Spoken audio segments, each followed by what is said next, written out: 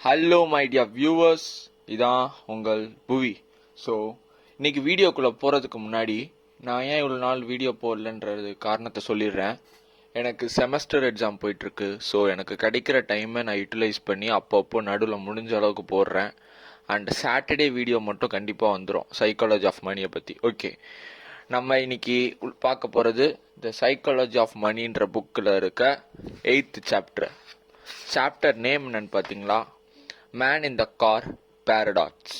அந்த கீழே என்ன எழுதியிருக்காருன்னா, no one is impressed with your possessions as much as you are. இதோட இந்த சின்ன கோட்டோட விளக்கத்தை அவர் ஒரு சாப்டராகவே எழுதியிருக்காரு. சாப்டர் ரொம்ப குட்டி, ஒரு 2 பேஜ் கூட வரல. ஆனால் அதுக்குள்ளே இருக்க அர்த்தம் அவ்வளோ அதிகம். உங்கள் வாழ்க்கையவே ஒரு சீராக கொண்டு போகிற அளவுக்கு அதில் விஷயம் இருக்குது. ஸோ இந்த ஆத்தர் பேர் வந்து மார்கன் ஹோசல். ஸோ இவர் வந்து ஒரு சின்ன பையனாக இருக்கும் போது ஒரு ஹோட்டலில் வேலைவாக இருக்கார். வேலைட்னா இந்த காரெல்லாம் அவங்க டிரைவ் பண்ணிட்டு வருவாங்க கெஸ்ட்டு. ஸோ இதை நீங்கள் வாங்கி பார்க்கிங்கில் போய் பார்க் பண்ணணும். ஸோ இந்த மாதிரி வேலை பார்த்துட்டு இருக்காரு. அப்போ அங்கே வந்து நிறையா கூலான கார்லாம் அவர் எதுலாம் நினச்சாரோ, அந்த சின்ன வயசில் எல்லாத்துக்கும் கார்ஸ் மேலே கிரேஸ் இருக்கும். அந்த மாதிரி அவருக்கு ஒரு கார் மேலே இருக்கும், இந்த மாதிரி சூப்பர் கார்ஸ் மேலே. அந்த கார்லாம் அங்கே நிறையா வரும். Ferrari, Lamborghini, Rolls Royce, Porsche. So இதெல்லாம் இவர் அப்படியே அதை ஓட்டி அங்கே போயிட்டு விட்டுருவார். இதெல்லாம் அவரோட ட்ரீம் கார் மாதிரி.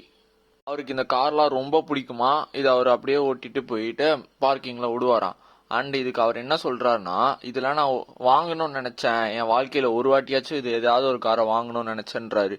ஆனால் அவர் வாங்கணும்னு நினைச்சேன்றாருல, அதுக்கு பின்னாடி அவர் அப்புறமா கொஞ்சம் வயசு கழிச்சு வந்து பார்க்கும் போது தான் தெரிஞ்சது அதுக்குள்ள இருக்க முக்கியமான காரணம் என்னன்னா, ஐ மீன் நீங்க இந்த மாதிரி ஒரு சூப்பர் காரை வாங்கிட்டீங்கன்னா அதுக்கு பின்னாடி உங்களுக்குள்ள ஒரு உண்மையான ஒரு காரணம் இருக்கும். அது என்ன மாதிரினா, நம்ம லைஃப்ல ஏதோ ஒன்று ஜெயிச்சிட்டோம், நீங்க ஒரு ஸ்மார்ட்டான ஆளு, நீங்க ஒரு ரிச்சான ஆளு, உங்களுக்கு ஒரு வகையான ஒரு டேஸ்ட் இருக்கு, கார்ஸ் பத்தி தெரியுது, இந்த சமுதாயத்துல நீங்களும் ஒரு முக்கியமான ஒரு ஆளு, லுக் அட் மீ, என்ன பாரு அப்படின்னு எல்லார்கிட்டயும் சொல்ற மாதிரி அந்த மாதிரி ஒரு பந்தாவான காரை வச்சுக்கிறதுல அதுக்கு பின்னாடி அதோட சைக்காலஜிக்கல் ஃபேக்டர் வந்து இதுதான்.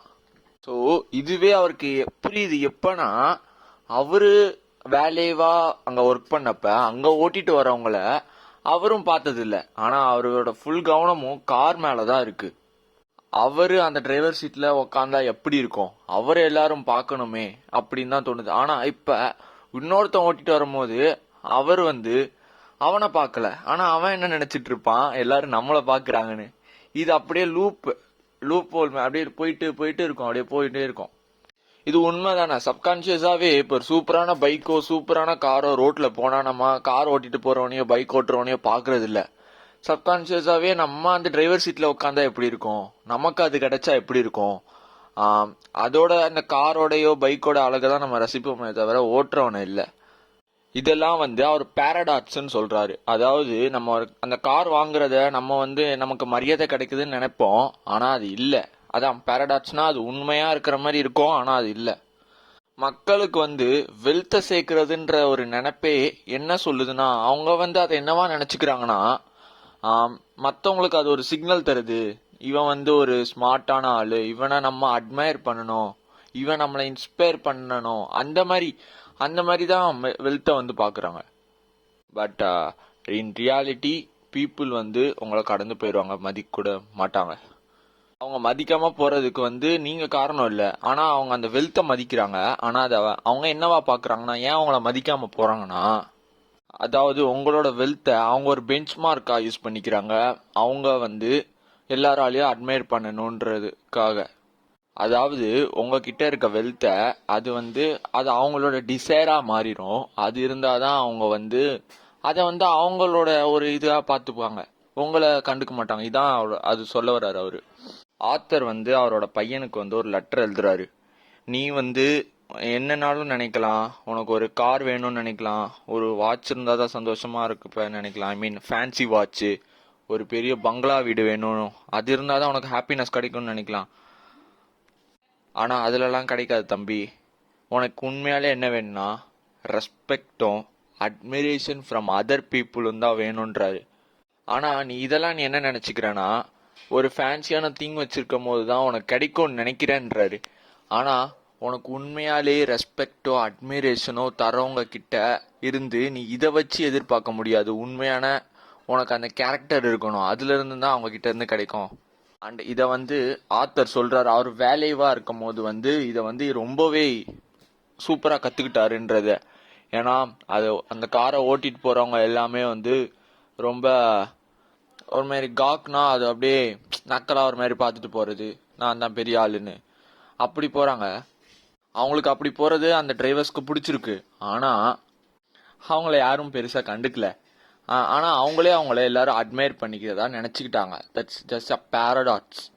உண்மையாலே முக்கால்வாசி பேர் என்ன நினைப்போம், நம்ம அந்த டிரைவர் சீட்டில் இருக்கணும், நமக்கு இந்த கார் வேணும் தான் நினைப்போம். அதை நம்ம ஒரு பெஞ்ச் மார்க்காக யூஸ் பண்ணிப்போம். நம்மளோட டிசைருக்கு நம்ம எப்பயுமே உள்ளே இறங்கி அவன் யாரு சூப்பர் அச்சீவ் பண்ணிட்டாலாம் எப்பயுமே நினைக்க போகிறதே இல்லை. ஸோ இதே ஐடியா தான் இந்த காருக்கு சொன்னது தான் வீடுக்கும், அடுத்து கையில் வச்சிருக்க ஐஃபோனுக்கும், அண்ட் புதுசாக வாங்குற க்ளோத்ஸுக்கும் எல்லாமே இதே ஒரே ஒரு இதுதான், இதே சொன்ன பிரின்சிபிள் தான். ஸோ ஆத்தர் இதே கார்ஸை வச்சு அடுத்த ஒரு சாப்டர் இருக்குது. இந்த சாப்டர் முடிஞ்சு அவ்வளோதான். 9th சாப்டர் அடுத்து இருக்குது. அடுத்து இதில் நான் எனக்கு பிடிச்சதெல்லாம் சொல்லணும்னு நினைக்கிறேன். ரத்தன் டாட்டா அவர்கிட்ட இல்லாத காசே இல்லை. ஆனால் அவர்கிட்ட அவர் ஸ்பெண்ட் பண்ணணும்னு நினச்சா எவ்வளோ நாளும் பண்ணலாம். ஆனால் அவர் வாழ்கிறது ஒரு சிங்கிள் பெட்ரூம் ஹவுஸு. ஆனால் அவங்கள பார்த்தா கையெடுத்து கும்பிடாத ஆளே இல்லை. பட் அம்பானி அப்படியான்னு எனக்கு தெரியாது. அம்பானிக்கு எல்லாம் கையெடுத்து கும்பிடுறாங்களான்னு எனக்கு தெரியாது. அண்ட் இது இங்கே ஒரு சைக்காலஜிஸ்ட் தமிழ்நாட்டில் ஒருத்தவங்க இருக்காங்க. அவங்க பேர் எனக்கு மறந்துடுச்சு, கீர்த்தனா தெரில. அவங்க ஒரு சூப்பரான கவுன்சிலிங் தருவாங்க. அங்கே ஸ்டூடெண்ட்ஸ் கிட்ட பேசிகிட்டு இருந்தாங்க. ஸோ உனக்கு இப்போ ஒரு ஐஃபோன் வேணும், அந்த ஐஃபோன் வாங்கினாதான் உனக்கு சந்தோஷம்னு நினைக்கிற, அப்போ தான் எவ்வளோ உன்னை மதிப்பாங்கன்னு நினைக்கிற. உண்மையிலே உன்னை மதிப்பாங்களானா இல்லை. அவங்களும் அதே தான் சொல்லுவாங்க. அந்த ஐஃபோன் அவ்வளோ சூப்பராக இருக்குது, கேமரா நல்லா இருக்குது, டிஸ்பிளே சூப்பராக இருக்குது, எஃபிஎஸ் அதிகமாக வருது, எல்லாமே சொல்லலாம். ஆனால் அதை உண்மையான அந்த பாராட்டுலாம் யாருக்கு போவோம்? அதை கம்பெனி நடத்திட்டு இருக்க டிம் குக்குக்கும் ஆப்பிளை ஸ்டார்ட் பண்ண ஸ்டீவ் ஜாப்ஸுக்கும் தான். சரி, இப்படி சொன்னால் அவங்களுக்கு அது ஒரு மாதிரி புரியாது. ஒரு நாய் வளர்க்குறோம், நாய் ரொம்ப அழகாக இருக்குது, என் ஜெர்மன் ஷெஃபர்டோ இல்லை ராட்வெல்லரோ அழகாக இருக்குது, அதை நான் வச்சுருக்கேன், எனக்கு எதாவது பெருமையா? நாய்க்கு தானே பெருமை அது அழகாக இருந்தா. அதே மாதிரி தான் நம்ம கையில் வச்சுருக்க ஃபேன்சி ஐட்டம் இதெல்லாம் நம்ம அது வாங்குறது தப்பு இல்லை, அதே மாதிரி சொல்லிடுறேன். ஆனால் அது எந்த காசில் வாங்குறோம் தான் முக்கியம். அசட்லேருந்து வர காசில் வாங்குறோமா இல்லை ஹார்ட் ஏர்ன்டு மணிலேருந்து வாங்குறோமான்னு தான் மேட்ரு. 20K 15K சேலரி வாங்குறவன் ஒரு ஐஃபோன் 14 வாங்கினா அது பெரிய பைத்தியக்காரத்தனம், அதுக்கு மேலே எதுவுமே இல்லை. ஒரு 15K சேலரி வாங்க 1,50,000 ஃபோன் வாங்கினா 10 டைம்ஸ் சேலரியாக போய் உள்ளே போடுறான். நீ நிறையா அசட் வச்சிருக்கியா, அதுலேருந்து வர காசை வாங்குறியா? யா, தட்ஸ் ரைட். ஆனால் அப்படி அசட் இல்லையா, அதுக்கு முதல்ல அசட்டை சேர்க்குற வழியை தான் நம்ம பார்க்கணுமே தவிர இந்த மாதிரி விஷயத்தெல்லாம் நம்ம டைம் ஸ்பெண்ட் பண்ணக்கூடாது. அதே மாதிரி தான் நீங்கள் வச்சுருக்க கார் இதெல்லாமே அந்த நாய் கூட கம்பேர் பண்ணிக்கோங்க எப்பயுமே லைஃப்பில். அந்த நாய் அழகாக இருக்கனால எனக்கு ஏதாவது பெருமையா? இல்லையே. நான் வெறும் வளர்க்குறேன், நாய்க்கு தான் பெருமை. அது எவனும் என்ன கொஞ்ச மாட்டான், நாயை தான் கொஞ்சுவான். ஸோ தேங்க்ஸ் ஃபார் வாட்சிங் டில் எண்டு. அடுத்த சாப்டர் 9th சாப்டர், அதை அடுத்த சாட்டர்டே போஸ்ட் பண்ணிடுறேன். ஸோ கடைசி வரைக்கும் பார்த்ததுக்கு ரொம்ப தேங்க்ஸ். அந்த லைக் பட்டனையும் ஷேர் பட்டனையும் சப்ஸ்கிரைப் பட்டனையும் அமுத்திட்டு கமெண்ட்டை கொஞ்சம் போடுங்க. அப்போ தான் நான் எப்படி பேசுகிறேன்னு எனக்கு புரியும், என்ஹான்ஸ் பண்ண முடியும். ஸோ